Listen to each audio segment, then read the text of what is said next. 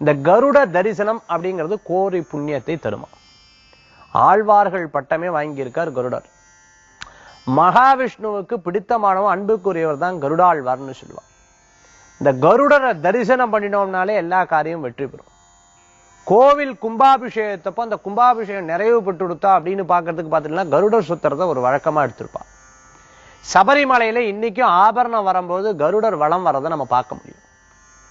அண்ணாமலையார் ஜோதியை நம்ம பார்க்கும்போது கருடரை வலம் வரதை நம்ம பார்க்க முடியும். ஆனா கருடருக்கு ரொம்ப விசேஷம் இருக்கு. கழுகு மலைங்கிற மலையே இருந்துட்டு இருக்கு. திருக்கழுகா குன்றம் அப்படிங்கிற இடத்துல கருடர் அவ்வளோ முக்கியத்துவம் வாய்ந்த அந்த மலை மேல கருடர் தினம் உட்கார்ந்து சாப்பிட்றதை நம்ம பார்க்க முடியும். அதுவும் சைவ சமயம் சுவாமி நிவேதியத்தை அது கொடுப்போம்.